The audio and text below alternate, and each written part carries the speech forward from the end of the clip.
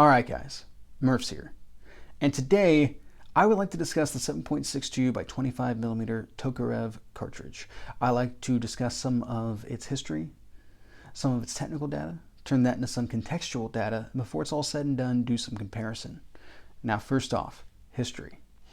In 1929, the Soviet Union was looking to adopt a new 30 caliber pistol cartridge. Now something that's important to keep in mind at this time is that everything that the Soviet Union and before that the Russian Empire wanted their guns chambered in was 30 caliber, ostensibly because it refined the manufacturing process. Now that doesn't make a lot of sense to me because there's a lot of differences between a 7.62 by 5.4 Mosin Nagant round and a 7.62 millimeter Nagant pistol cartridge, one being a completely encased pistol cartridge and the other being a full-sized rifle round with, you know, big old tapered casing and all that kind of stuff. But somehow in the bullet manufacturing process that made it easier. Maybe I have an imperfect understanding of what it takes to manufacture bullets, but ultimately it doesn't really matter. This is what they were looking to do. So they wanted something that would fit, a pistol cartridge that would fit in both a semi-automatic pistol that as of then had yet to be developed, as well as a submachine gun that also had not yet been developed. Now at the time, the 1896 Mauser broom handle was very popular in Russia because previously under Federalist forces it had been authorized for purchase by officers and had actually been used quite predominantly during the Russian Revolution. So a hard look was taken at that cartridge in developing the new semi-automatic or submachine gun cartridge that the Russians were putting together. And what they ultimately came up with was the 7.62 by 25 millimeter Tokarev, which was basically dimensionally very similar to the Mauser broom handle 7.63 millimeter Mauser. However, there was more propellant and higher velocities. Now, this would become the standard cartridge for the new PPD submachine gun, as well as the PPSH-41 and PPS that followed, and all of the submachine guns coming out of the Soviet Union into the 1950s. And beyond, honestly, because even as the 9mm Makarov started to take over the 1950s, the 7.62 by 25 or 7.62 Tokarev would still be popular throughout the former Soviet Union and considered acceptable for military use. Now, in 1933, the TT-33 Tokarev handgun would come along, and you would see a couple other parallel designs as well as licensed copies made, all chambered in 7.62 by 25. Now, by the 1980s, the 7.62 by 25 was kind of on the outs. Most countries going over to 9mm Makarov, and it wouldn't be too much longer with the fall of the Berlin Wall and the end of communism and all that kind of stuff that even that would start getting phased for 9mm Parabellum. Now, with the importation of Soviet surplus arms, the 7.62 by 25 had a short meteoric rise in popularity, with ammunition being very inexpensive and easy to get a hold of. However, that has tapered off, with surplus ammunition pretty much having dried up, and for the most part looking to manufacturers like PPU or Monarch or the like in order to be able to find that type of ammunition.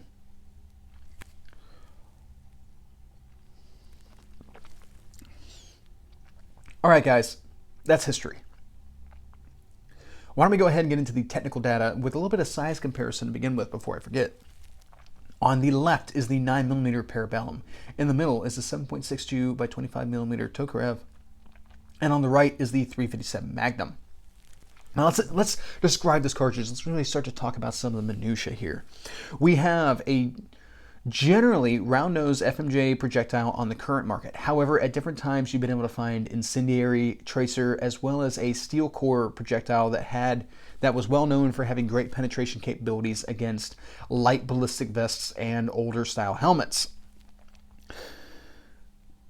Our cartridge casing is necked and rimless, 25 millimeters in length with a heavy taper.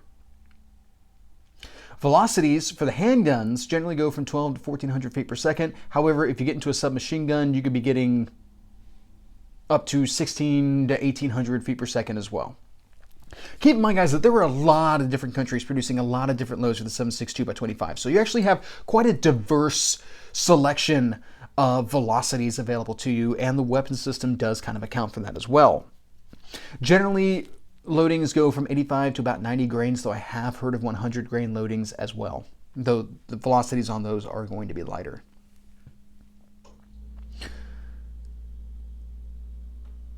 So let's go ahead and start turning this technical data into contextual data at this point. When the 7.62 Tokarev first came out, this was the premier hypervelocity pistol cartridge out on the market. However, it would quickly be superseded by the 357 Magnum in 1935. And even though the original iteration of the 357 Magnum was not the cartridge living up to its full potential, it would be competitive to the 7.62 Tokarev, as well as would exceed it in the coming years, especially being able to get to 125 or 110 grade loads in that chambering. That's a high velocity cartridge, and it has the energy to back it up. Whereas being stuck with 85 to 90 grain projectiles moving at similar velocities, the energy is just not there in the 7.62 Tokarev. Now, a lot is made out about the 7.62 Tokarev's armor penetrating capabilities. However, there's a couple things that have to be taken into account with that as well. That ammunition, the steel core ammunition, is no longer available on the American commercial market, kind of like 7 and 6. It was caught in the same cop killer bullet ban from the Obama administration as they made a move to back the blue before that was even a term. So the vast majority of the ammunition you're going to find on the market is going to be FMJ. There might still be some steel core out there somewhere, but there is less and less of that ammunition every day.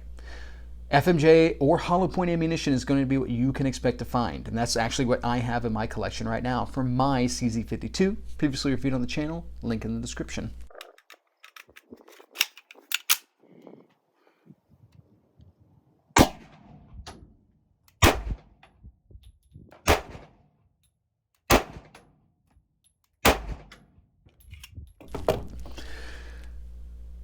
So, when it comes to an awful lot of things, there's not a whole lot to discuss with the 7.62 Tokarev in terms of civilian type uses. As a military cartridge, for its velocities and with those military type loadings, it was a fantastic option. And is something that generates a lot of interest for me personally because it is such a fantastic high velocity cartridge, but it's inefficient in a lot of different ways. And a lot of that comes to length and that heavy taper that we'll talk about here in just a little bit.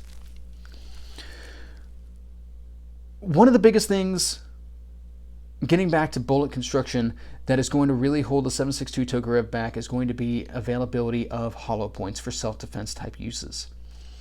There are a lot of situations, and this is really looking at the loading in this case. There are a lot of other things that impact the viability of 7.62 Tokarev for self-defense. A lot of that comes back to the weapons platform. The fact that a CZ52 or a Tokarev TT33 are probably not the best carry options that you could possibly have out there for yourself right now. Not in a market that's awash with fantastic Wonder 9s and these whiz-bang pocket pistols that pack a ton of ammunition but are really small and all that type of stuff. That's not even looking at platform. Just talking about the cartridge. Not having a wide variety of hollow point loads out on the market, you're very restricted to the capabilities of manufacturers that are not necessarily espoused to be fantastic self-defense cartridge designers.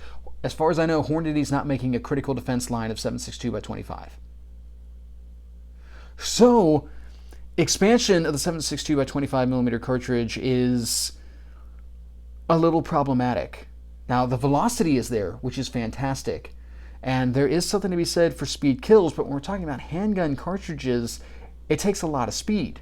And though this is a flat shooting cartridge, which will give you greater engagement distance, there's not a lot of platforms that take full advantage of the cartridge's capabilities. That is the bottom line whenever we're talking about the 7.62 by 25, and will be a common theme moving forward.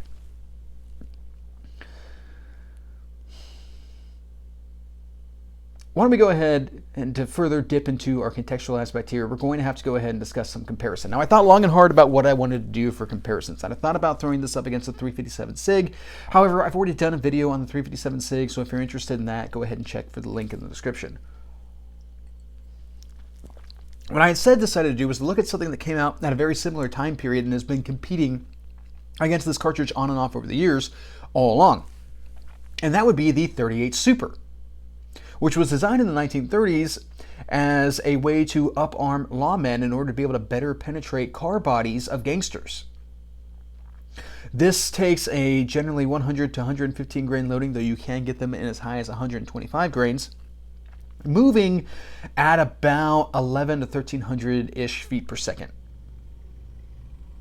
Now already, Murph, this load is coming in lighter velocities than the 7.62 by 25. Why would you compare these two? And a lot of this comes down to the greater mass. We're getting very close to the same velocities as the 7.62 by 25 with a heavier bullet, which will mean more energy. And with that case, with 125 grain loading, you can get up to 500 foot-pounds of energy out of a 38 Super. That's pretty good. That's actually interesting right there. Now, one of the issues with the 38 Super is that it's a semi-rimmed cartridge, which means that it will have issues in double-stack magazines.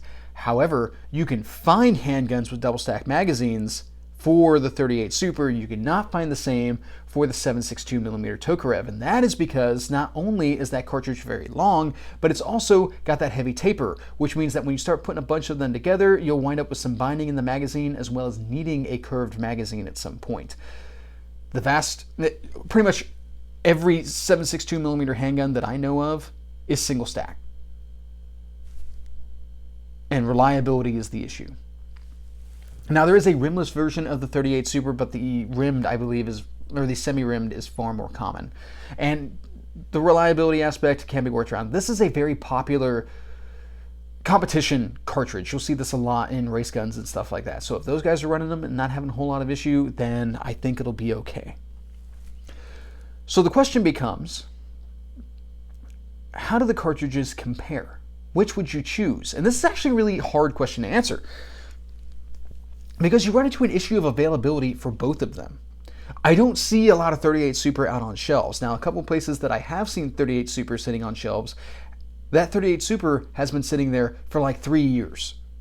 It has not moved. It's not a terribly popular cartridge, which means that manufacturers or distributors and stuff like that are not taking up a lot of space in order to be able to hold that cartridge. But the same can be said for the 7.62 by 25. It can be very difficult to find and very expensive once you do, which is kind of the same deal for the 38 Super. So in a lot of ways, these two cartridges compare quite favorably. But when it comes to availability of handguns and more modern handguns, unfortunately having to come back to the platform here, the 38 Super wins. If we look at just purely ballistic capability, it's probably more of a draw. But when I want more modern style handguns that I can put optics on, that can have higher capacity magazines and all that kind of stuff, I want a 38 Super. Now, to frame the rest of this conversation, the easiest way to approach this is to say that I wish that the 7.62 by 25 was available in a double stack magazine, because I have a personal interest, and that's kind of getting to the bottom line up front. But when it comes to uses, would I recommend this for duty type use?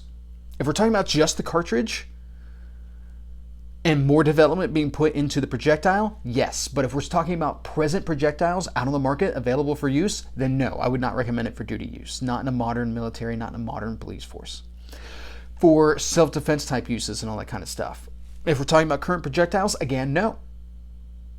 It's not the worst option for home defense, depending on whether or not you live in an apartment building, or if you have children in the house, or you need to be worried about your backdrop and all that kind of stuff. Then you might be concerned about shooting FMJs moving at that velocity. Whereas if you could get a hold of well-designed hollow points, you would be less worried about that. Would I recommend it as a competition cartridge? Well, with the flat shooting aspect of it and the high velocity and all that kind of stuff, conditionally, yes. If you could get handguns that would be worthwhile to take into competition outside of some sort of military surplus event. Would I recommend it for hunting type use? Only on the smallest of game, honestly, and even those are probably going to really mess up a rabbit or a squirrel or anything along those lines. You may not have much left to eat. So hunting use, it's not going to be good for bigger game. Now, you're going to have a lot of people out there who are like, oh, I shoot deer with a 22 Magnum, drops them dead in their tracks and all that kind of stuff. But that comes back to my views on ethical hunting, which if you're interested in that, I'll throw the link in the description. But that's what formulates my understanding of what are good choices and how I make recommendations for hunting as to what are good choices for hunting.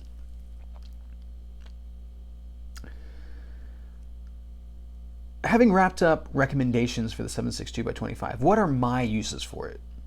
Well, my actual uses presently are as a plinking round, as something that I take out in my military surplus handguns and I have fun with, because it is a very fun cartridge to shoot. It's got a nasty little fireball and a lot of report and all that kind of stuff, and it is very fun to take to the range.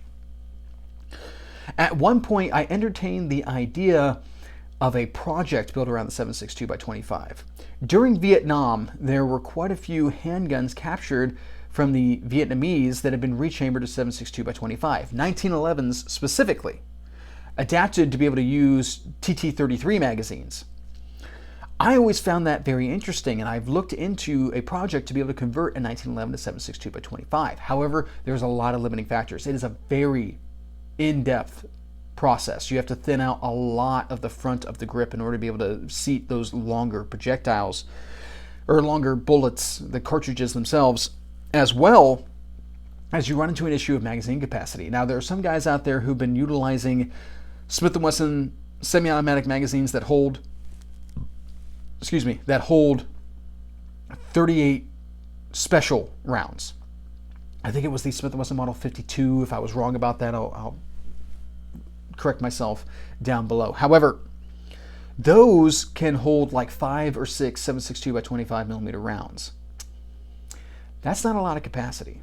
And while that might be fun to go out and take to the range and plink and enjoy the fact that you have this weird crossover between capitalism and communism going on, 2 world wars and 2 different iterations right there, 7.62 millimeter Tokarev utilized in 2 world wars, the 1911 utilized in 2, well, actually now that I think about it, yeah, okay, my bad, 2 World War champs, 2 World War II champs. That's what I mean to say. 2 World War II champs, kind of in the same gun, but not in the way that you might think. That's very interesting, and that's a fun little project and all that kind of stuff. But for the cost and the energy and the effort and all that kind of stuff, I would sooner see my efforts go towards something that is more practical. That if I were to carry it for self-defense, I wouldn't be limited to revolver-type capacity in a semi-auto. So for the most part, the 7.62 by 25 is just a fun round for me, and I do enjoy shooting it.